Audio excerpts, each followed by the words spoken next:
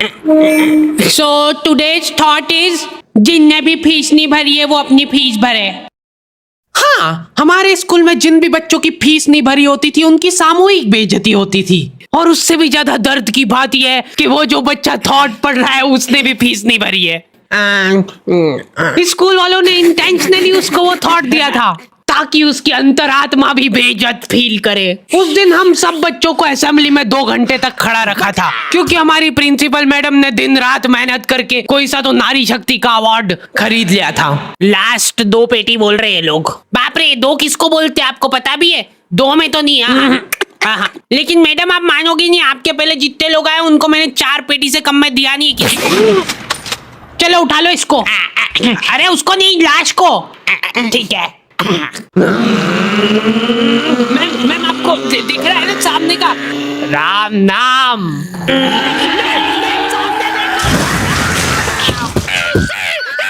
उस दिन हमारे स्कूल में अवार्ड के सेलिब्रेशन के लिए अलग तैयारियां चल रही थी। तो और मतलब पढ़ाई लिखाई कैसी चल रही है अपने फिर? हैं कुछ हेल्प वगैरह लगेगी क्या?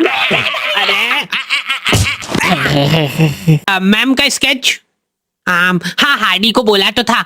मैं स्कूल में स्केचेस का धंधा करता था, 100 रुपए प्रति स्केच और लड़कियों का फ्री में।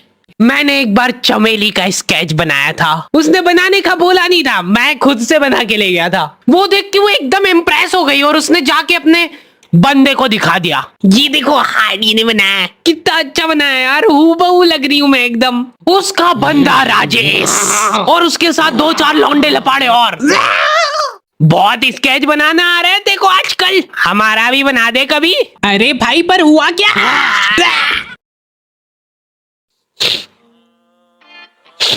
मैं रोते हुए एक ही चीज सोच रहा था कि ऐसा क्या गलत कर दिया यार मैंने। सिर्फ आई लव यू चमेली तो लिखा था मैंने।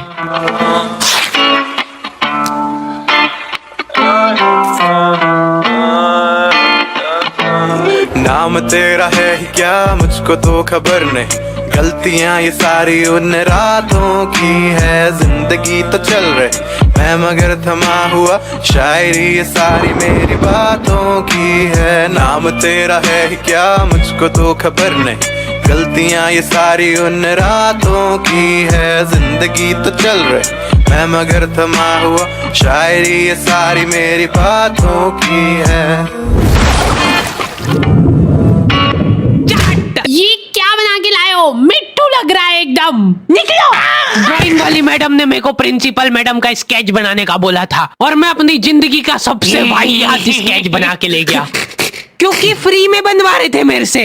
मैम अब फ्री में तो ऐसा ही मिले। असेंबली ग्राउंड में सारे कैदियों को हाइट वाइज खड़ा करा जाता था और जो भी बच्चा प्रेयर के बीच में आंखें खोलता था या हिलाडुली करता था, पसीना पोंछ रहा था वो बेचारा। प्रेयर खत्म होने के बाद हमारे आसपास लाशें पड़ी होती थी। असेंबली से क्लास तक का फासला बहुत कठिन होता था कुछ बच्चों के लिए। ओए रोक, इधर तेल क्यों नहीं डाला? सर वो मेरे घर पे जो कोई भी तेल लगा के नहीं आता था उसको घसीट के काल कोठरी में फेंक देते थे लोग और वहीं पे 25 लीटर वाली सोयाबीन तेल की केन उसके ऊपर ढोल देते थे। सर मैं कल डाल के।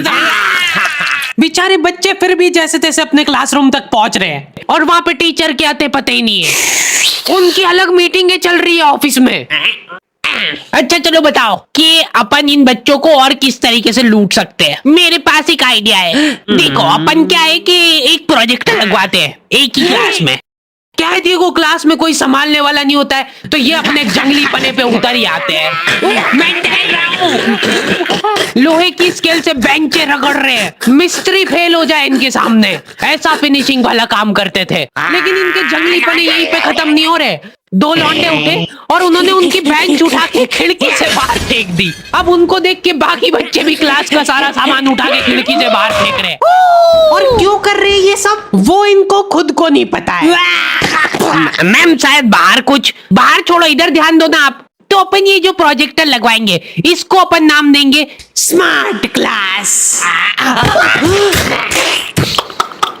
और उसकी अपन लेंगे अलग से फीस, ठीक है? पर कभी किसी बच्चे ने नहीं दी तो? अरे भूषण जी, फीस पेरेंट्स देते हैं, बच्चे नहीं। 1 हफ्ते में 1 पीरियड लगता था स्मार्ट क्लास का, जो बच्चों को स्मार्ट बनाने के लिए काफी था। पॉपकॉर्न लाया था ना तू आज? हाँ, खोल टिफिन। मूवी चलेगी अभी, मूवी। ये लोग ऐसे बैठे कि अभी लड़की आके मुजरा करेगी इनके सामने। जिन भी बच्चों ने वो एक्स्ट्रा फीस नहीं भरी होती थी उनको वो 1 मिनट के लिए क्लास के बाहर जाना पड़ता था। ये सब हरकतों में ही 10-15 मिनट निकल जाते थे। उसके बाद टीचर आके जैसे ही प्रोजेक्टर चालू कर रही है उसकी आधी स्क्रीन जने का सीलिंग पे ही चढ़ रही है। तो अब उस स्क्रीन को फिक्स करने के लिए एक एक्सपर्ट आदमी को बुलाया जाता है। हाँ, सही सोच रहे हो। भूषण।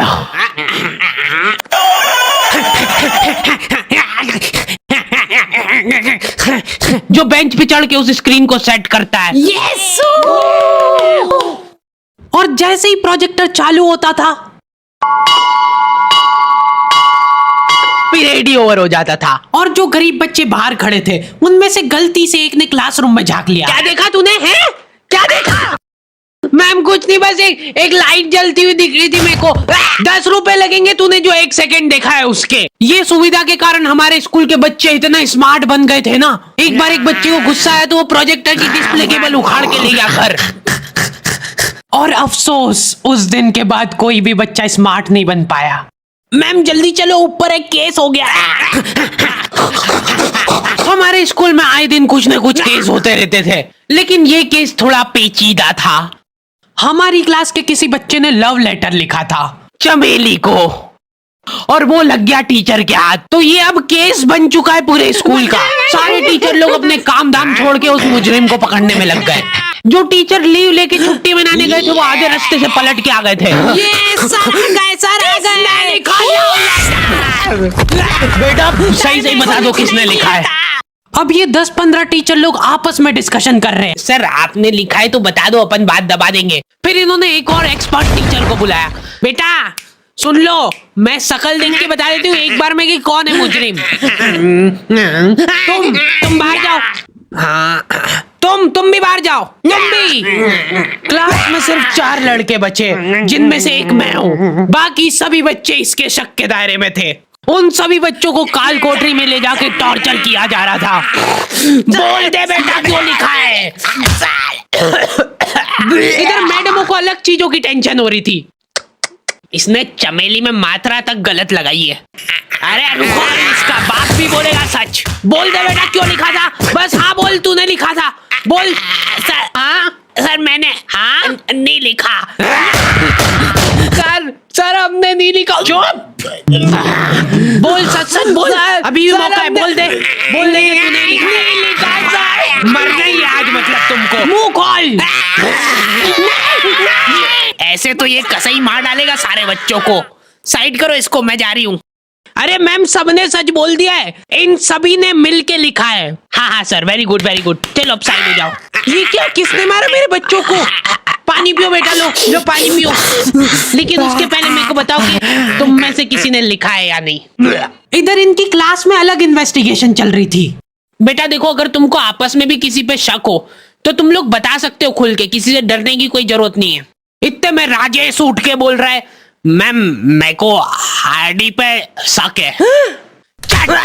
तो पहले क्यों नहीं बताया? उसके बाद ये लोग मेरे को ही पकड़ के ले गए। अभी देखो मेरी शक्ल पता है थोड़ी सी ऐसी भोली टाइप है, तो मेरे को बचपन से ही उस चीज का एडवांटेज मिला है। जैसे किसी बच्चे से लड़ाई हो गई, सर इसने ही मारा है मेरे बच्चे को। नहीं नहीं नहीं, ये नहीं मार सकता यार, इसको जरूर किसी ने फंसाया है। कुछ भी बोलो यार, लेकिन मेरे को नहीं लग रहा यार कि ये हो सकता है मुजरिम।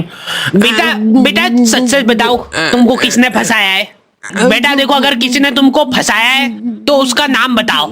डरो मत, घबरा मत, सिर्फ नाम बताओ। हाँ बेटा, डरने की बिल्कुल बात नहीं है।